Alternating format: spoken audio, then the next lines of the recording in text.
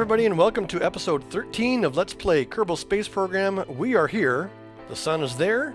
Kerbin is way back there. We have left Kerbin's sphere of influence and gotten some science data around the sun. But I would like to really find out what this ship, with all this nuclear fuel, this little guy, pretty compact, is capable of doing. So we're going to take it out and fly it around a little bit. Might not be terribly exciting, it might be a whole lot of thrusting for nothing.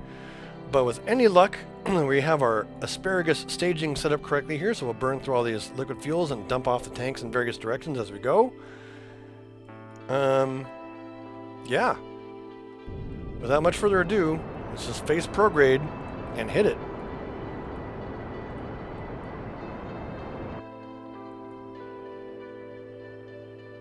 I am curious to see how far this apoapsis can go. We should have plenty to conceivably reach Duna orbit if we were to ever, you know, if we weren't off by 0.4 degrees and the phase angle wasn't completely wrong and all sorts of things. But yeah, Duna would be something that we could conceivably make. And I want to make sure that my tanks are emptying in the correct order, which they are, thank goodness. Because of the fuel lines. And this single nuclear engine sips through the fuel. I think we calculated earlier, we got some 1,800 seconds of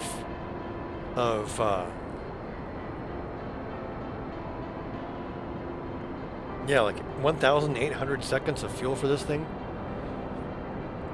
This single engine we got going right now.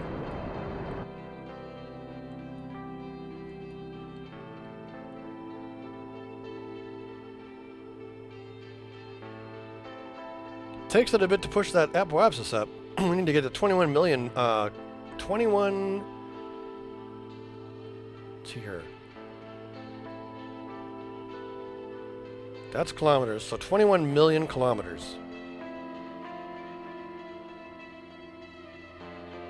Hundreds, thousands, millions. Yep, 21 million kilometers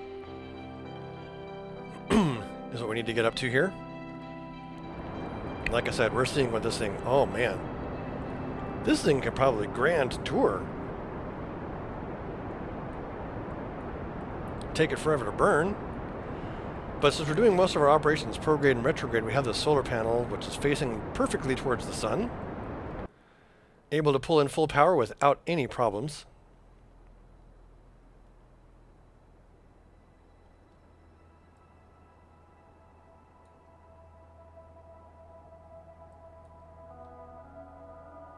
So maybe we'll get out here to the apoapsis and get our periapsis down to Eve, just to see what this guy can do. Another thing we could do is we could actually plan a Duna flyby. Pretty sure I have Duna missions. What do we have here? We performed a spacewalk in orbit around the sun. Yeah, that's worth 27,000 funds. How much funds do we have now anyway? 1.3 million. So, this apoapsis is looking pretty handy.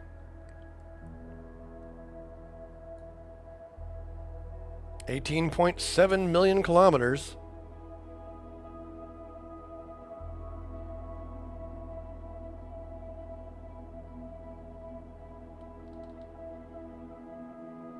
$19 million kilometers. Yeah. We're moving it. Liquid fuel. Haven't even gotten through half of this tank yet. Not even half. When we do, it's ready to be staged away as empty weight we no longer need.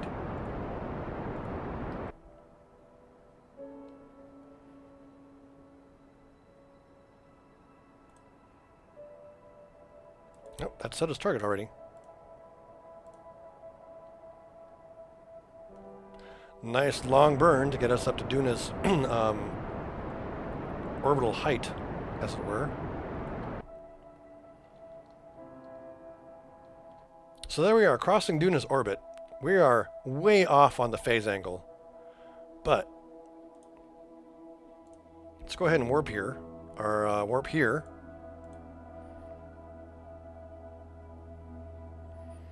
As we completely leave Kerbin behind. Completely leaving Kerbin behind. Goodbye, Kerbin. We'll see you in a few years or something.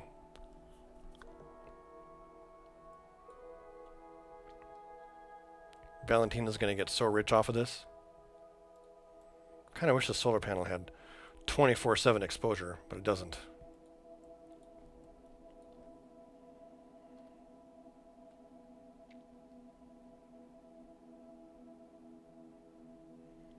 Hmm. 180 something days. 200 days out.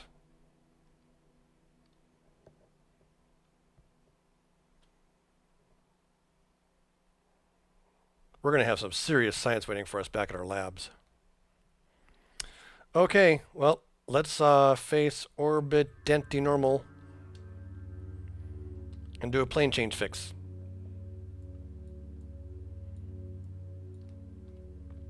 For Duna. Just because we can. We have the fuel for it. The nuclear engine provides power. That is good to know.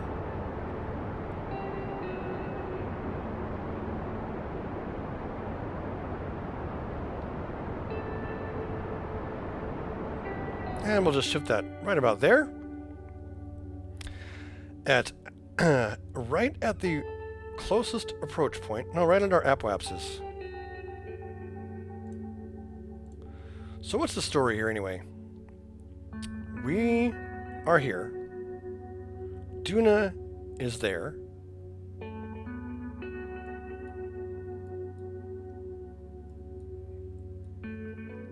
If we wanted to,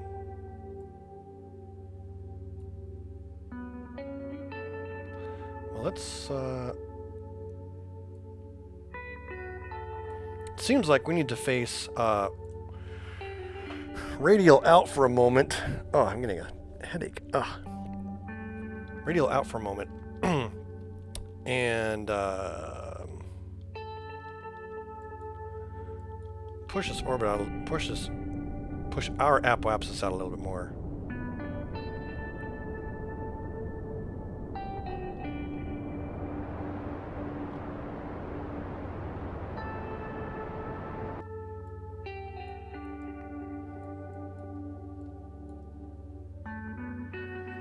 I guess that'll work. At our closest approach, we're going to warp there, go prograde, and then see what we can do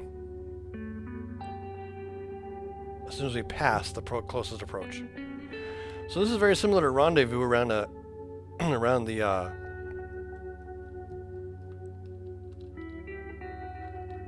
whoa, fast forward a little fast. Okay, now facing prograde, closest approach, power's looking good. Our ship is correct orientation-ish. What's this saying? We have escaped the gravitational influence of the sun. No, we haven't. Not really. Now, so there's Duna's next closest approach. If we take longer to get here, which is to say, if we go prograde,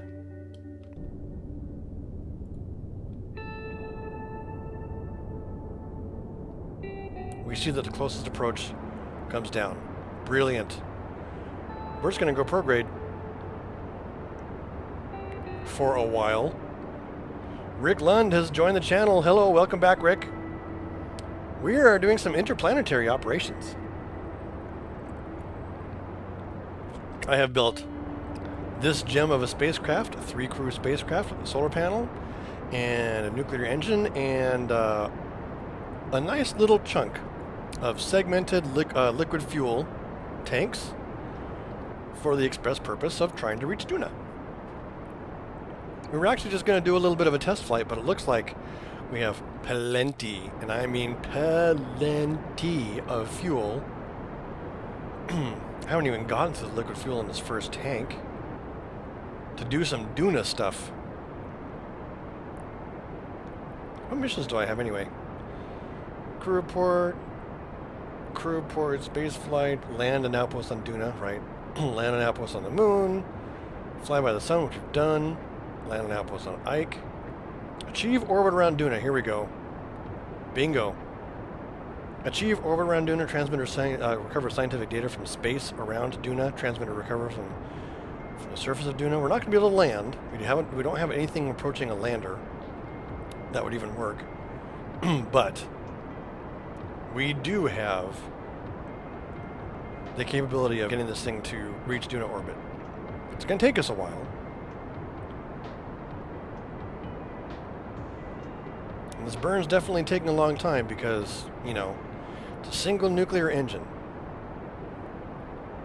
We are bringing this approach down. Like crazy.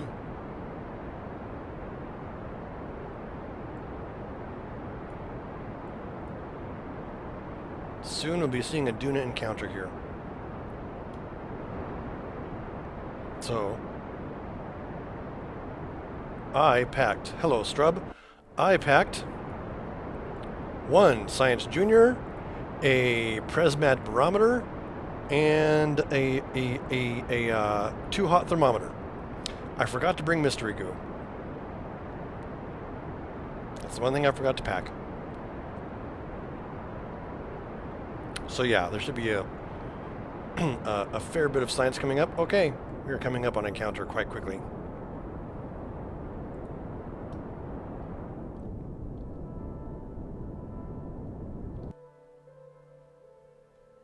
There is a hypothetical periapsis of 2,000 kilometers, or 2 million meters. And we're going to go ahead and bring that right down. Okay, that's closest approach right there. We can do the rest when we get there. So, quick save.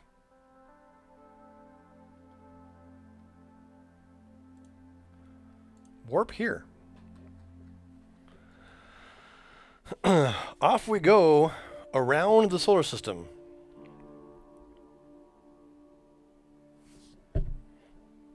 And according to this, we have an encounter planned with Duna.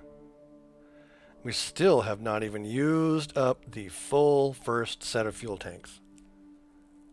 Gosh, I never did calculate the delta V for this thing. Duck Kerman getting a little crooked.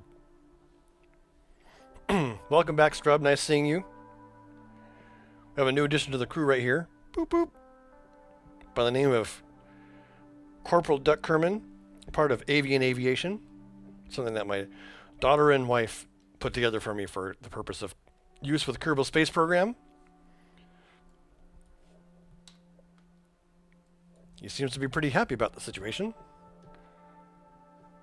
Our crew people are happy about it too, it seems. So, yeah. Things are looking good. We're halfway around our orbit to Duna.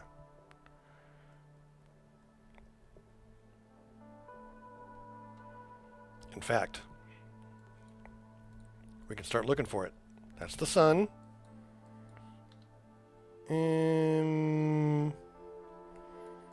Okay, that's the sun, so it's off this direction.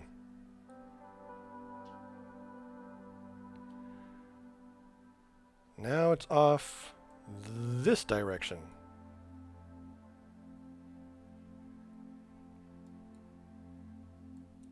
Is that it right there? I don't know. Wherever it is, we are definitely getting closer.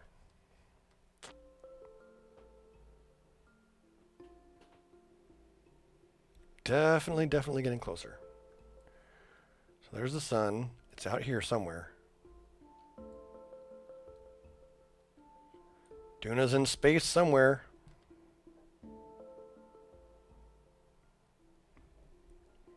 Very soon, Duna's going to be swinging in and scooping us up.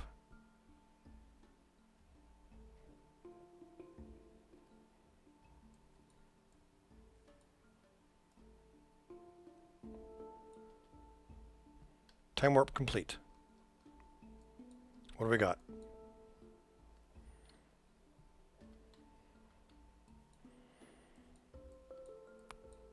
Where are you? Aha! Aha! There it is. It's Duna. It really is. Rick Lund comments, it's a space Prius. It really is a space Prius. Okay, well, let's get this orbit to become an orbit. I want a nice low flyby. Actually, what I really want to do is try and establish orbit. If we could do that, that would be amazing.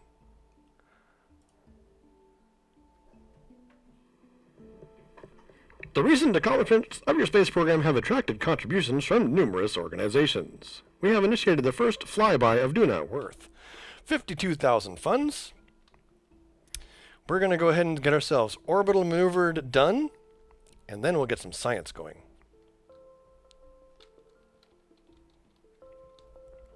So, periapsis.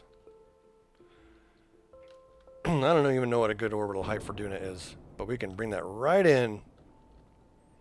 Haul it in there. I'm thinking 50 kilometers.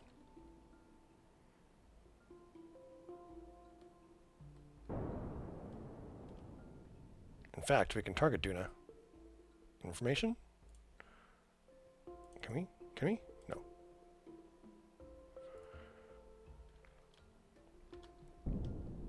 No. X. What's this periapsis? Okay, let's just...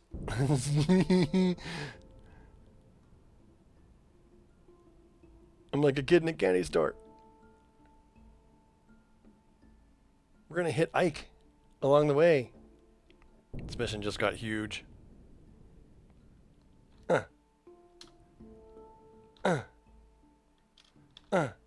20 kilometers above Ike. How about that? Okay. Okay. Quick save. We are looking at some serious science. Is this thing obstructed right now? It probably is.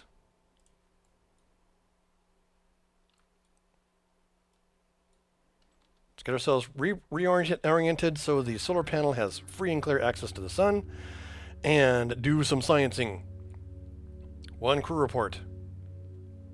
Transmit that.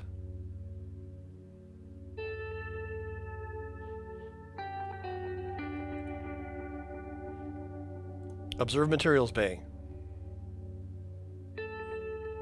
Keep that. Log temperature. Keep that. Log pressure. Keep that. And we will very carefully go EVA and collect those things.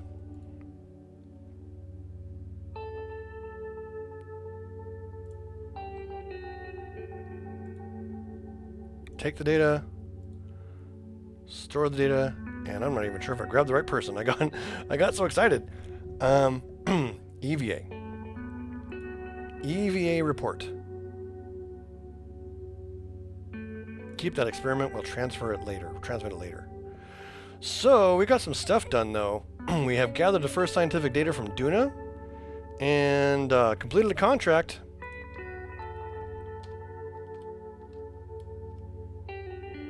Right. Okay, scientist.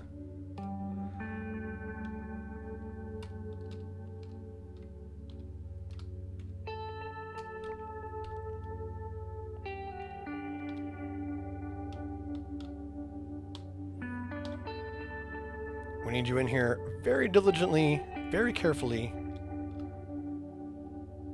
collecting data. Remove it and restore. So I'm glad I had the bigger pod. With, take that data. With room for a scientist in it. It's going to make all the difference in the world. Lights on, please.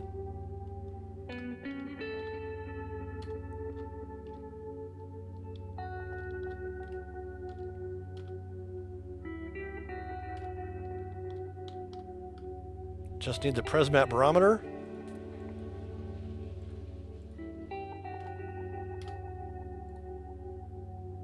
take this data. And we are ready to get back on board.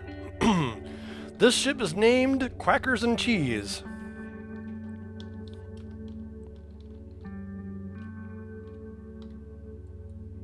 Grab. Board. Let's review and see what we can transmit.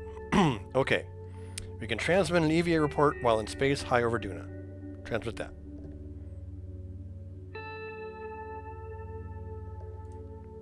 Keep this, keep this, keep this. Transmit that. Keep this, keep this, keep this. Keep an eye on our resources. And transmissions are done. Bingo, bango, boingo. Now...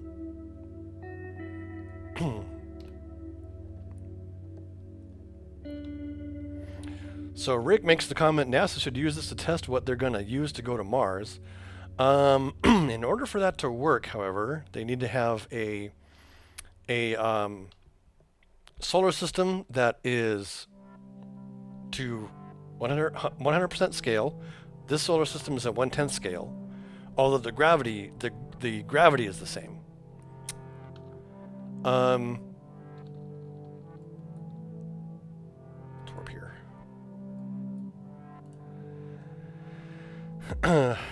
And obviously whatever mods would need to be in the game to make that happen. And also you need to have mods for life support and all that kind of stuff. And mods for the planets to make them all real sized. So I'm just curious, are we still in space high above Duna? Yeah. We're approaching Duna. We're doing a loose flyby. We might not even reach low space. In fact, we can just warp here. And look at that. Our 1.1 career's first introduction to Duna.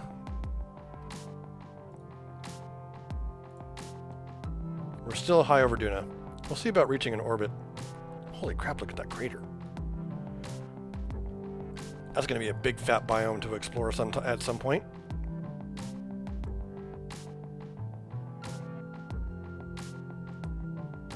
Warp here. We're going to go ahead and angle for a very close flyby of Ike. Boop. Right now we got 41 kilometers. How big is Ike anyway compared to the moon? That looks like a pretty close flyby. Standard procedure, I suppose. Crew report. Send that back for 30 science. Log the temperature.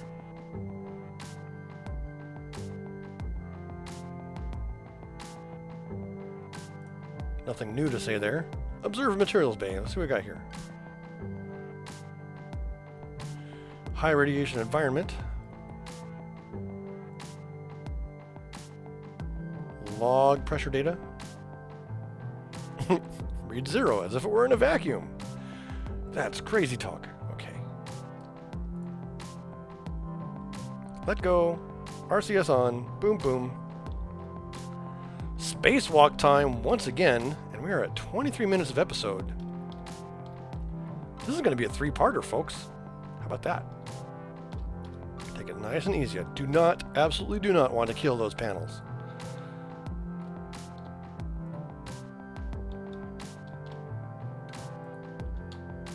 Get in there.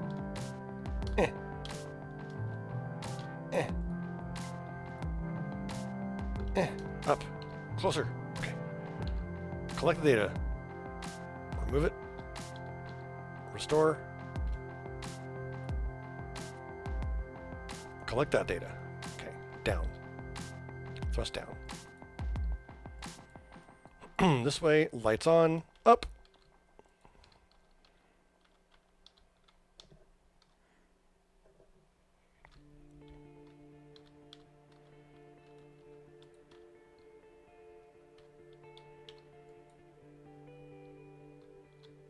Did I get an EVA report? I don't think I did. I think I forgot.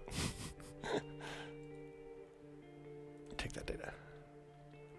Okay.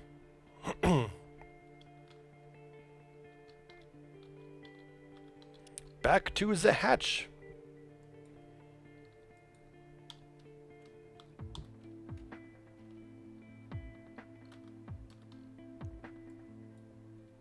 board.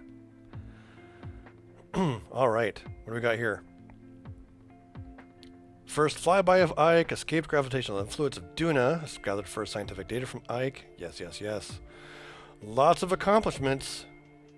Review all this data, transmit back what we can. Keep it, keep it, keep it, keep it, keep it, keep it, keep it, keep it, keep it.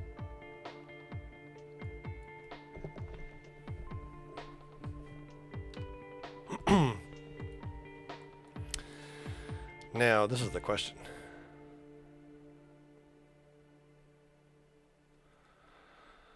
We are currently on a flyby and escape trajectory out of Ike.